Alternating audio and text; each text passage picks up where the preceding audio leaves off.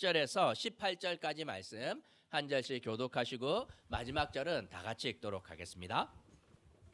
신약 성경 요한복음 20장 1절에서 18절까지 말씀입니다.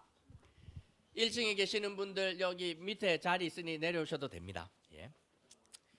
안식 후 첫날 일찍이 아직 어두울 때에 막달라 마리아가 무덤에 와서 돌이 무덤에서 옮겨진 것을 보고 시몬 베드로와 예수께서 사랑하시던 그 다른 제자에게 달려가서 말하되 사람들이 주님을 무덤에서 가져다가 어디 두었는지 우리가 알지 못하겠다 하니 베드로와 그 다른 제자가 나가서 무덤으로 갈새 둘이 같이 다름질하더니 그 다른 제자가 베드로보다 더 빨리 달려가서 먼저 무덤에 이르러 구부려 세마포 놓인 것을 보았으나 들어가지는 아니하였더니 시몬 베드로는 따라와서 무덤에 들어가 보니 세마포가 놓였고 또 머리를 쌌던 수건은 세마포와 함께 놓이지 않고 딴 곳에 쌌던 대로 놓여 있더라. 그때야 무덤에 먼저 갔던 그 다른 제자도 들어가 보고 믿더라. 그들은 성경에 그가 죽은 자 가운데서 다시 살아나야 하리라 하신 말씀을 아직 알지 못하더라. 이에 두 제자가 그 자기들의 집으로 돌아가니라. 마리아는 무덤 밖에 서서 울고 있더니 울면서 구부려 무덤 안을 들여다보니 흰옷 입은 두 천사가 예수의 시체 뉘었던 곳에 하나는 머리편에 하나는 발편에 앉았더라. 천사들이 이르되 여자여 어찌하여 우느냐 이르되 사람들이 내 주님을 옮겨다가 어디 두었는지 내가 알지 못함이니이다. 이 말을 하고 뒤로 돌이켜 예수께서 서 계신 것을 보았으나 예수이신 줄은 알지 못하더라. 예수께서 이르시되 여자여 어찌하여 울며 누구를 찾느냐 하시니 마리아는 그가 동산지기인 줄 알고 이르되 주여 당신이 옮겼거든 어디 두었는지 내게 이루소서 그리하면 내가 가져가리이다. 예수께서 마리아야 하시거늘 마리아가 돌이켜 히브리 말로 라보니 하니 이는 선생님이라는 말이라. 예수께서 이르시되 나를 붙들지 말라 내가 아직 아버지께로 올라가지 아니하였노라. 너희는 내 형제들에게 가서 이르되 내가 내 아버지 곧 너희 아버지 내 하나님 곧 너희 하나님께로 올라간다 하라 하시니 막달라 마리아가 가서 제자들에게 내가 주를 보았다 하고 또 주께서 자기에게 이렇게 말씀하셨다 이르니라. 아멘. 예. 제 친구가 있는데 제 친구니까 저랑 나이가 동갑 아니겠습니까? 50대인데 이제 평생 이 친구는 소아과만 다닌 친구가 있습니다. 어릴 때 몸이 많이 약해서 동네 병원을 찾았는데 그 소아과 선생님이 이 아이를 특별히 좀 자식처럼 아주 이렇게 잘 봐주신 거예요. 그러니 청소년이 되어도 성인이 되어도 그 소아과만을 제 친구가 찾아다녔습니다. 소아과 선생님이 이제 성인이 되었으니 아무데나 가셔도 된다 이렇게 했는데 이 친구는 떠나지 않고 그 소아과만을 고집한 거예요. 왜냐하면 그 선생님이 다른 병원보다 더 잘 봐줘서가 아니라 그 선생님만 만나면 이 친구 마음이 너무 편했기 때문이라는 거예요. 다른 병원 한번 가봤는데도 그 병원 그 선생님에게서 느낄 수 있는 그 편안함이 없어서 평생에 50이 다 됐는데도 이게 막 자녀 데리고 거기만 계속 다녔다고. 그런데 그 의사 선생님이 이제 저는 더 이상 진료를 할 수 없어서 병원 문을 닫습니다. 이렇게 하자 이 친구가 그 소아과 찾아가서 대성통곡을 했습니다. 선생님 안 계시면 이제 저는 어디로 가야 하나요? 누구를 찾아가야 하나요? 이게 막 40이 훌쩍 넘었는데 막 그 친구가 거기 가서 울었다는 거예요. 헤어짐은 아무리 연습해도 쉽게 익숙해지지 않습니다. 예수님은 많은 사람들에게 큰 위로와 유익과 참된 기쁨을 주었고 그런 예수님이 좋아서 어떤 사람은 자신의 모든 것을 버리고 3년을 제자로 따라다닌 사람도 있었고 또 어떤 사람은 예수님이 가는 곳이라면 멀리서 찾아와서 예수님과 제자들을 위해서 먹을 것과 잠자리를 제공하는 사람들도 있었습니다. 하지만 이제 더 이상 예수님을 다시 볼 수 없습니다. 예수님은 십자가에 달리셨고 이 짧은 시간 6시간 만에 돌아가셨고 그리고 우리는 한 3일 정도 있다가 이렇게 이 장례를 치르지만 그들은 당일입니다. 죽으면 그 당일에 무덤 속으로 들어가는 거죠. 왜냐하면 날씨가 좋지 않기 때문에 부패가 급속히 진행되니 그 사람이 사망하게 되면 바로 당일날 무덤으로 넣는 것이 그들의 장례 방식이었습니다. 하지만 통상적으로 무덤에 들어가고 나면 유가족들이 어떻게 하냐면 한 7일 정도 애도의 기간을 갖는데 예수님은 애도를 할 수가 없습니다. 예수님의 무덤은 로마 군인들이 지키고 있었고 정치인들이 제자들의 동태를 불꽃 같은 눈으로 살펴보고 있었기 때문에 따로 모여서 예수님의 죽음을 애도한다 하는 것 자체가 불가능했었습니다. 금요일에 운명하셨고 그 다음 토요일은 이스라엘 민족의 안식일이기 때문에 아무도 함부로 움직일 수 없습니다. 그리고 오늘 본문에서 보면 안식 후 첫날, 우리로 따지면 주일이 되었는데 바로 이날에 놀라운 일 하나가 일어나고 있는데 그 일이 누구에게 일어나고 있는지 함께 묵상하며 교훈을 얻으려고 합니다. 1절에서 안식 후 첫날이 되었습니다. 사람들이 그 공식적으로 움직일 수 있는 날이 안식 후 그 첫날인데 누가 움직이냐면 막달라 마리아가 움직입니다. 오늘 본문에는 막달라 마리아 한 사람만 등장하지만 다른 본문에 보면 더 많은 여인들이 있었습니다. 소위 이분들은 누구냐면 갈릴리 시스터즈들입니다. 갈릴리 출신들인데 멤버가 아주 화려합니다. 그 유명한 7 귀신 들렸다가 회복을 경험한 막달라 마리아가 있었고 예수님의 제자였던 야고보와 요한의 어머니 살로메가 있었고 귀족 부인이었던 요한나가 있었고 또 예수님의 12제자 가운데 다른 야고보, 작은 야고보라고 말하는 이 야고보의 어머니 또 다른 마리아가 있었고 그 위에는 예수님의 어머니였던 진짜 마리아가 있었던 것이에요. 이 자매님들의 공통점은 예수님을 통해 큰 은혜를 경험했고 물심양면으로 예수님의 사역을 후원하시던 분들입니다. 이들은 예수님이 십자가에 달리는 모든 과정을 가까이에서 지켜보았고 정말 직접 시신을 달라 하여서 장례를 하고 싶었지만 그것을 하지 못합니다. 대신 아리마대 사람 요셉과 니고데모가 예수님의 시신을 받아서 세마포에 싸서 부자의 무덤에 안장하는 것을 아마도 가까이에서 지켜보지 않았을까 싶습니다. 이들은 예루살렘을 도저히 떠날 수가 없습니다. 로마의 경비가 삼엄했지만 내 손으로 예수님의 시신에 향품이라도 이렇게 발라야 이곳을 떠날 수가 있지 이런 식으로 내가 예수님을 보내지 못한다 생각을 하고 여인들이 움직일 수 있는 가장 이른 시간에 안식 후 첫날 이른 새벽 아침에 나서지요. 요즘 말로 하면 오픈런 한 거예요. 가장 빠른 시간에 움직일 수 있는 가장 빠른 시간에 무덤으로 달려갑니다. 무덤으로 달려가지만 생각이 참 많습니다. 여인들의 몸으로 그 커다란 무덤 돌을 어떻게 움직여야 되나? 로마 군인들이 있을 텐데 이 사람들의 마음을 어떻게 움직여야 하나? 걱정을 하면서 무덤에 왔지만 그 무덤은 난리가 나 있었어요. 커다란 그 무덤을 막았던 돌이 그냥 옆으로 옮겨져 있었고 무덤 안을 보았더니 무덤은 텅 비어 있었던 것이지요. 여인들은 깜짝 놀라서 달려가는데 어디로 달려가냐면 2절에서 제자들에게 달려갑니다. 아마도 제자들은 예루살렘을 떠나지 않고 상황을 주시하고 있었던 것 같습니다. 그런데 여인들이 달려와서 무덤이 열려있다 하는 소식을 듣고 불이 나게 무덤으로 달려가는데 누가 달려가냐면 두 사람이 언급되어 있습니다. 4절과 5절을 보면 하나는 베드로였고 또 하나는 요한이었는데 누가 먼저 도착합니까? 요한이 베드로보다 더 일찍 달려가서 무덤을 확인했는데 여인들의 말처럼 정말 돌이 옮겨져 있고 안을 이렇게 들여다 보았는데 예수님의 시신이 보이지 않았습니다. 그리고 요한 다음으로 베드로가 도착을 했는데 베드로는 어떻게 합니까? 거침없이 열려있는 무덤 속으로 들어가서 무덤을 확인하는데 참 이상합니다. 왜냐하면 로마 군인들이 시신을 가져갔다 하면 빠른 시간에 시신을 가야 되니 세마포상 그대로 가져가는 것이 당연하지 않습니까? 그런데 들어가 보았더니 세마포와 예수님의 머리를 쌌던 수건이 그 자리 그대로 남아 있습니다. 마치 바람만 요렇게 빠진 풍선처럼 예수님의 시신 형상 그대로 세마포와 수건이 꺼진 상태로 있는데 이게 가능한가 싶은 거예요.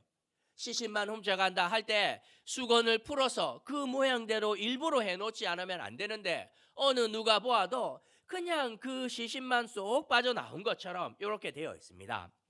베드로가 참으로 이상하다 이렇게 말하자 8절에서 요한도 이제는 들어가서 직접 눈으로 확인합니다.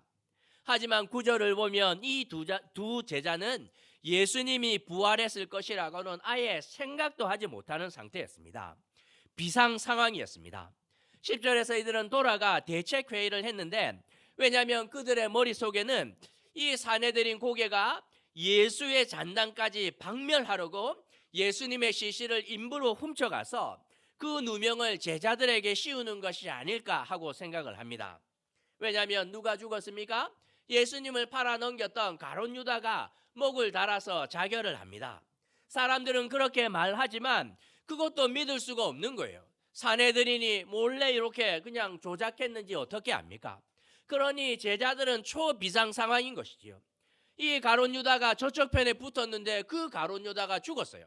그리고 죽은 지 얼마 되지 않았는데 예수님의 시신만 사라진 거 보면서 삼엄함에 지키던 로마 군인들도 하나도 보이지 않으니 이게 사내들이니 로마하고 짝짝꿍하고 이 일을 벌이는 것이 아닌가 하고 제자들은 극도의 긴장과 두려움 가운데 어찌할 줄을 모릅니다. 제자들은 다시 돌아갔지만 제자들과 함께 무덤을 다시 찾았던 여인들은 이렇게 무덤을 떠날 수가 없습니다. 11절에서 막달라 마리아는 그냥 그 자리에서 눈물만 펑펑 쏟아질 뿐입니다. 그래도 마지막 가는 길에 예수님의 시신을 내 손으로 뭔가 해드리고 싶었는데 할 수 없으니 속이 상해도 너무너무 속이 상합니다. 그런데 이 순간 놀라운 일이 일어나는데 무덤 속에 흰옷을 입은 천사 둘이 등장합니다. 천사들은 이 갈릴리 시스터즈들에게 말하는데 오늘 본문에는 나오지 않지만 누가복음에 아주 상세하게 기록되어 있습니다. 여인들을 향하여서 어찌하여 살아있는 자를 죽은 자 가운데서 찾느냐? 여기 계시지 않고 살아나셨느니라. 갈릴리에 계실 때에 너희에게 어떻게 말씀하셨는지를 기억하라. 이르시기를 인자가 죄인의 손에 넘겨져서 십자가에 못 박히고 제3일에 다시 살아나야 하리라 하셨던 그 말씀을 기억하라. 이렇게 천사가 말합니다. 그러자 어떻게 되냐면 갈릴리 시스터즈들 가운데 천사의 말을 듣자 머릿속에서 막 반짝반짝하는 자매님들이 계십니다. 갑자기 예수님이 하셨던 말씀이 기억나면서 진짜 부활하셨구나, 진짜 이분이 부활하셨구나, 훔쳐간 것이 아니구나 하면서 이 자매님들이 다시 제자들에게 달려갑니다.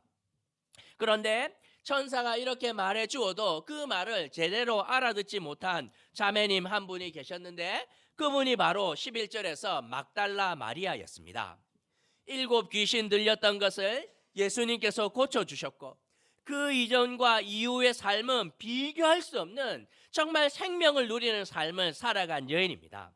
그런데 자기 인생을 살려주셨던 예수님의 죽음 앞에 막달라 마리아는 세상이 무너진 것 같은 깊은 슬픔과 절망에 빠져 있었고 천사가 와서 말을 전해어 주었는데도 그 말이 들어오지 않습니다.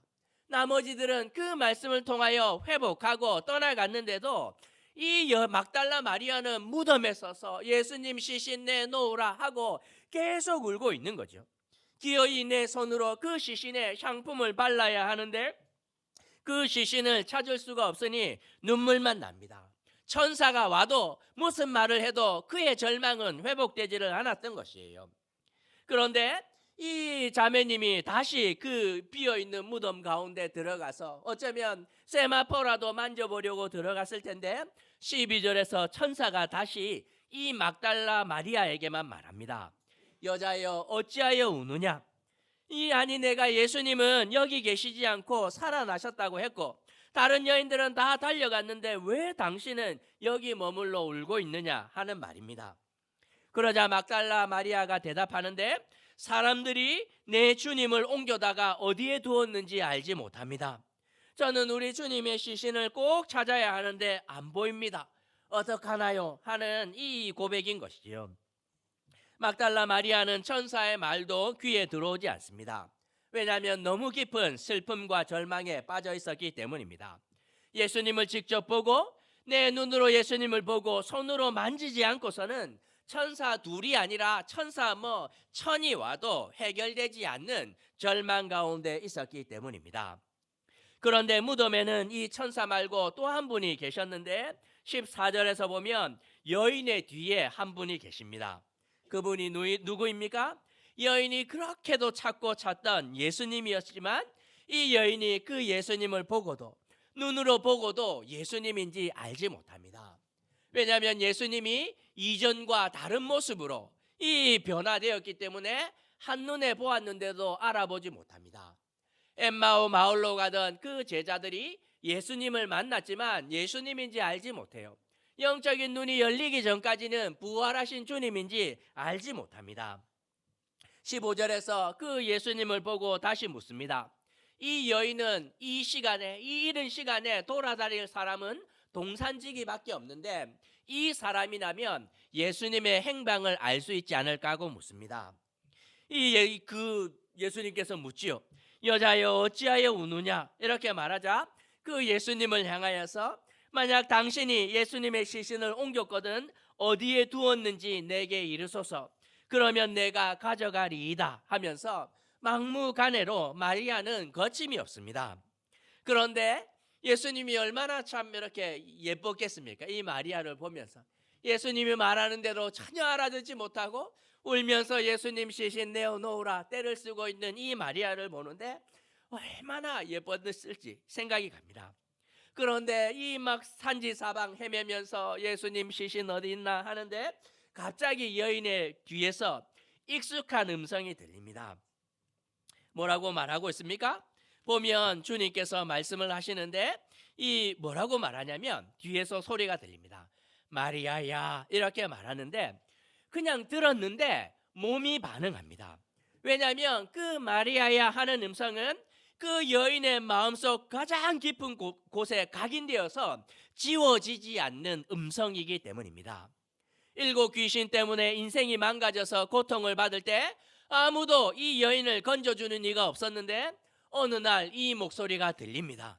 주님께서 오셔서 마리아야 이 말씀하시는 순간 악귀에 잡혀서 헤어나올 수 없었던 이 인생이 바로 예수님의 친절한 음성 때문에 마리아를 살려내는 거예요. 그냥 여인의 그 가슴 속에서 지워지지 않는 이 목소리였는데 그 익숙한 목소리가 들리기 시작을 하자 몸이 반응합니다. 뭐라고 반응합니까? 몸을 돌려서 랍오니 이렇게 반응합니다. 랍비 이런 말은 많이 들었지만 랍오니 이것은 처음 듣지 않습니까? 랍비는 그냥 선생님이라는 뜻이라면 랍오니 이 말은 나의 존경하는 선생님 하는 아주 극존칭으로 쓰는 호칭인데 아마도 이 막달라 마리아는 예수님을 향하여서 항상 그렇게 불렀던 것 같습니다. 예수님의 음성이 마리아야 하는 음성이 들리자 그냥 몸을 돌려서 그냥 자동으로 라보니 나의 존경하는 선생님 하면서 몸이 반응한 것입니다. 우리 원로 목사님이 저를 부를 때 이제 그 아주 독특한 음성이 있습니다. 보통 목사님들이 저를 부를 때 조목사 이렇게 부르는데 우리 탕 목사님 저를 어떻게 부르냐면 조목사 이렇게 불러요. 조목사 잘 지냈나 이렇게 할 때 들으면 압니다. 듣는 순간 이게 탕 목사님이구나 이렇게 어디서 그게 들리면 그냥 몸이 돌아서 반응하는데 마리아야 하는 순간 그냥 몸이 반응하는 거예요. 그리고 돌려서 그냥 나의 존경하는 선생님 하면서 달려갔는데 아마도 그냥 그 예수님의 다리를 끌어안은 듯합니다. 막달라 마리아는 예수님을 자주 이렇게 불렀던 것 같은데 논리 이런 거 없습니다. 이렇게 막 마리아야 이렇게 말할 때 아니 예수님은 죽었고 시신은 돌아다녔는데 예수님의 음성이 들린다? 이게 막 어떻게 된 거지? 이 의심하고 할 것도 없어요. 들리는 순간 그냥 자동으로 몸과 마음이 달려가는데 그 친근한 음성을 따라서 예수님을 끌어안습니다. 끌어안으며 여인은 어떤 생각을 했겠냐면 이제는 내가 주님 다시 놓아주지 않는다. 예수님을 2번 잃지 않겠다 하는 생각으로 꼭 끌어안자 예수님께서 말씀합니다. 17절에서 나를 붙들지 말라. 내가 아직 아버지께로 올라가지 아니하였노라. 이렇게 말씀합니다. 무슨 말입니까? 마리아야 내가 당장 떠나는 거 아니니 이거 좀 놓으라고. 다시 만나서 교제할 시간 충분하니 출국 당장 하는 것이 아니고 40일 내가 여기 있으니 이게 아직 떠나는 거 아니니 이거 놓으라 이렇게 말합니다. 그리고 또 말씀하는데 너는 내 형제들에게 가서 이르되 내 아버지 곧 너희 아버지 내 하나님 곧 너희 하나님께로 올라간다고 전해라. 가서 내 제자들에게 말하라 이렇게 하지 않습니다. 내 형제들에게 말하라 이렇게 말합니다. 예수님의 제자들은 이제 더 이상 예수님의 제자들이 아니라 믿음으로 예수님과 형제가 되었으니 예수님의 아버지가 그들의 아버지가 되고 예수님의 하나님이 그들의 하나님이 되었다라는 그 귀한 소식을 전하라. 그리고 내가 이제 하늘로 올라갈 텐데 가서 뭐합니까? 가서 이제 너희들의 처소를 예비하고 성령도 보내고 아버지 우편에서 할 일들이 많은데 그 놀라운 은혜의 때가 되었다고 가서 전하라는 것입니다.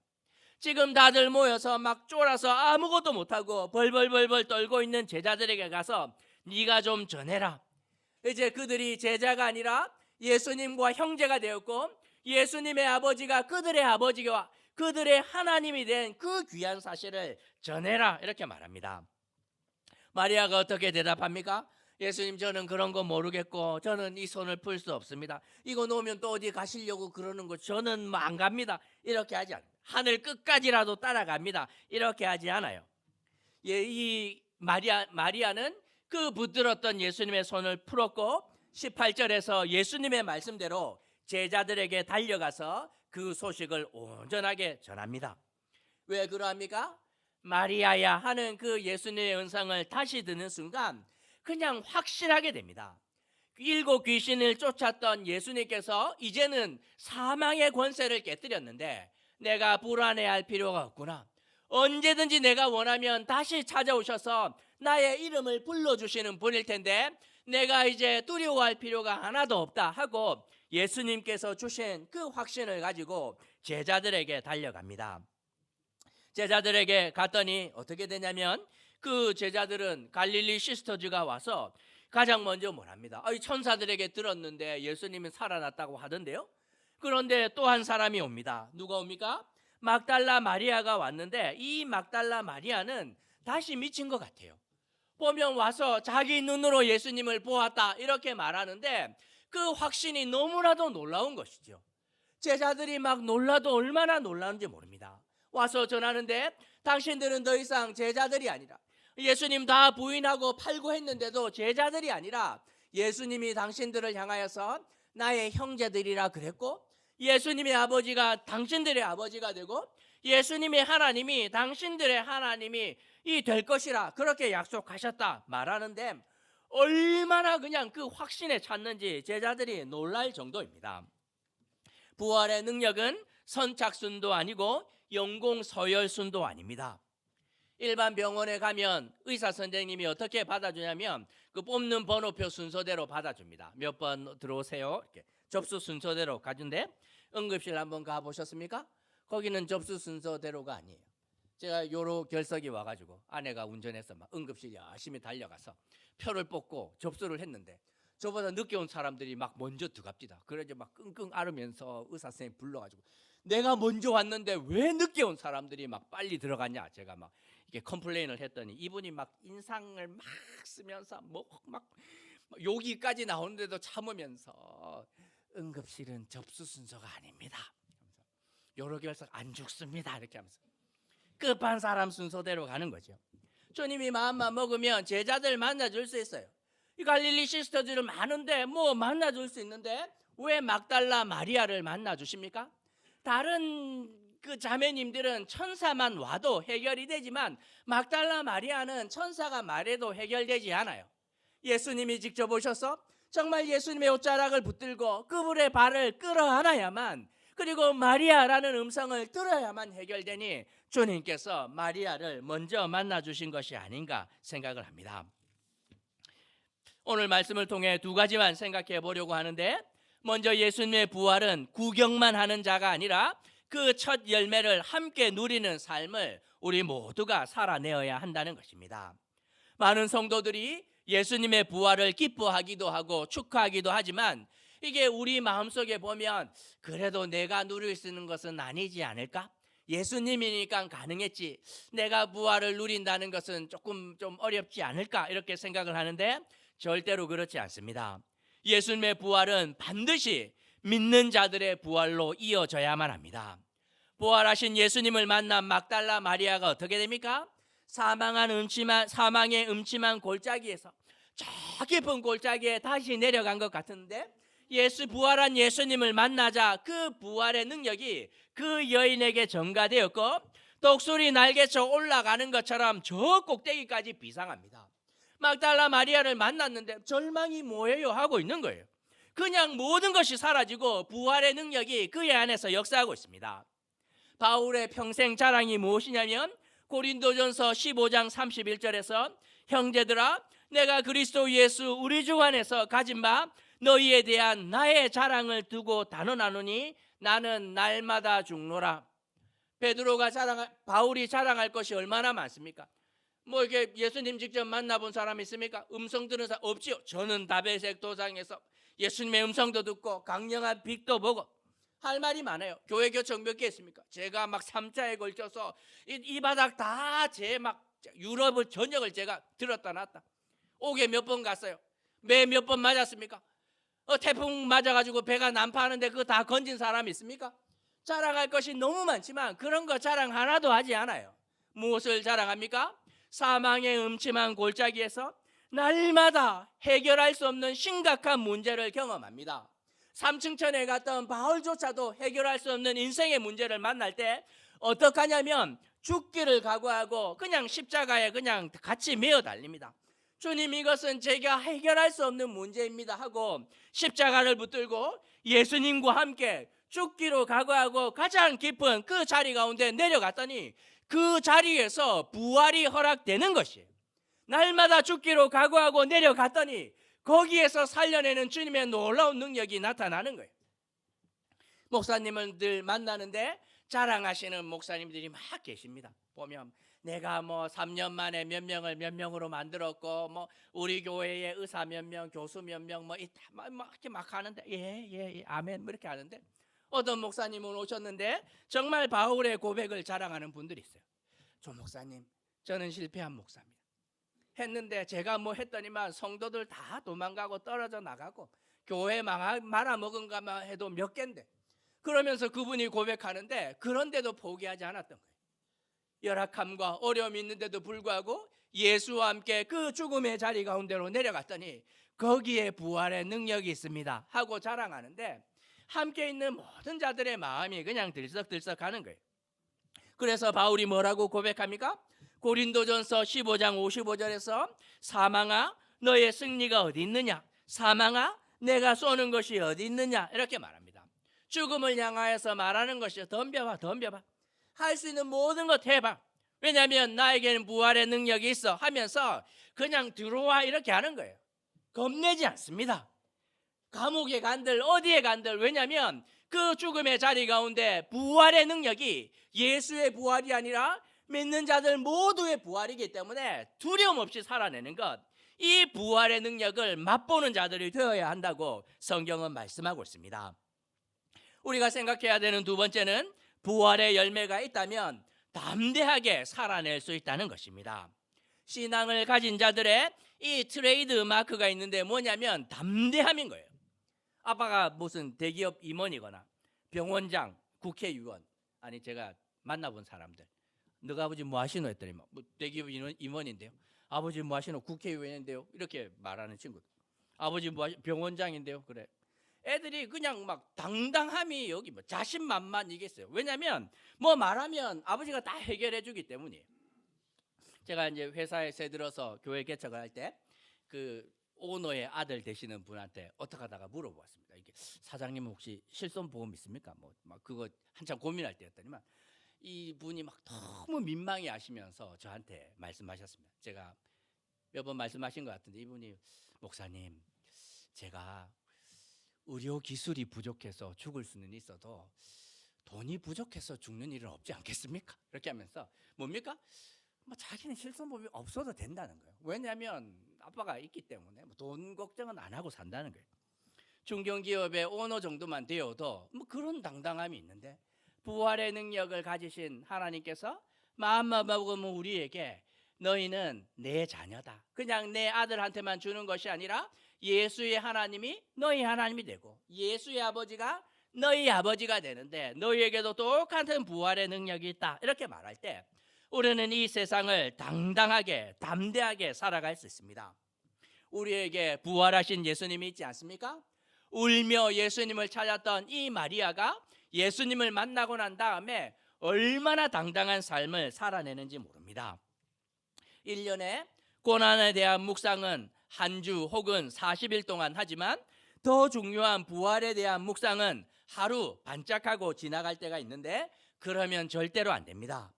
우리 신앙의 중심에 그 십자가와 함께 부활이 있어야 된다는 것이에요.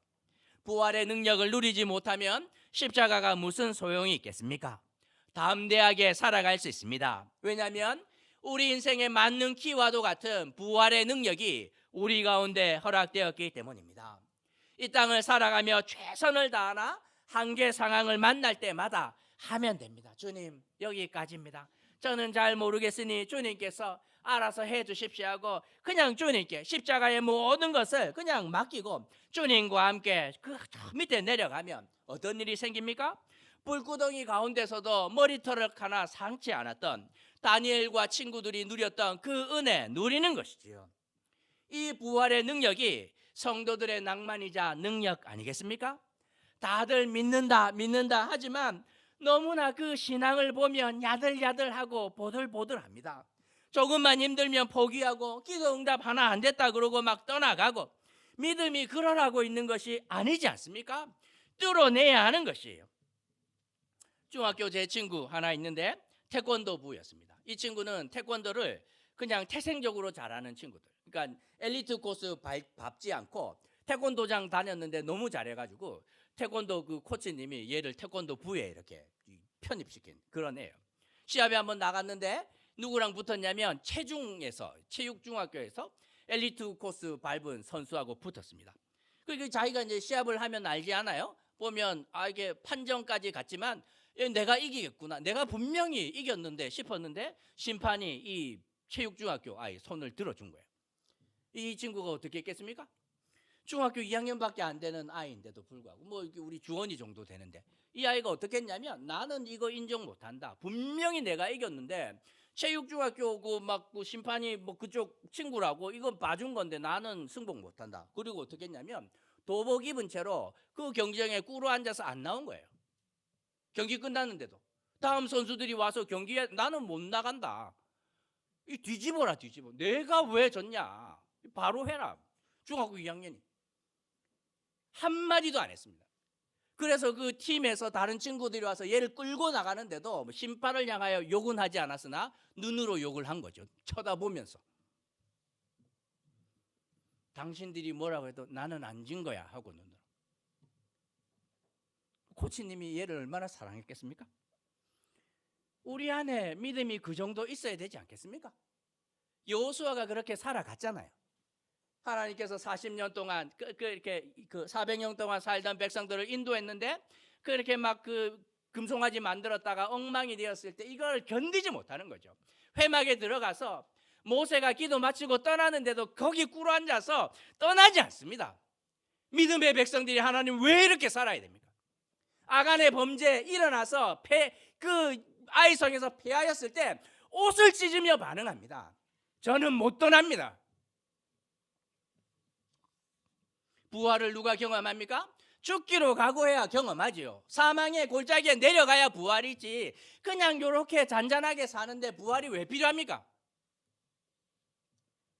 바울처럼 날마다 죽노라 결심하니 날마다 부활의 은혜가 허락되는 거 아닙니까?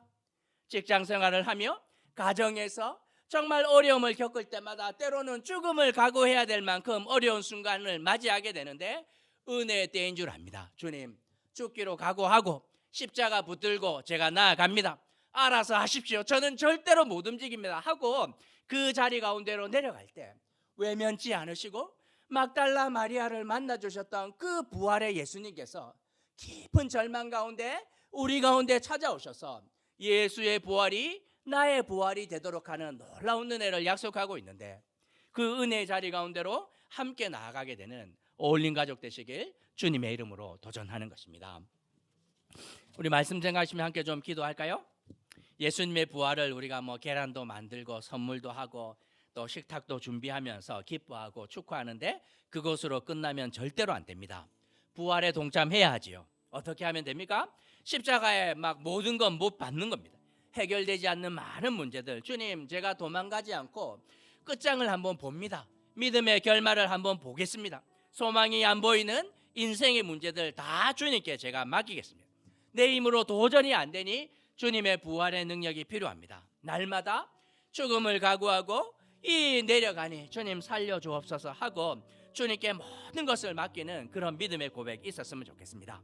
닥쳐오는 고난을 피하지 않고 믿음으로 온전히 견딜 때 주께서 주시는 그 부활의 능력이 우리 모두에게 나타나도록 우리가 결심하며 함께 좀 기도하도록 하겠습니다. 기도하시겠습니다.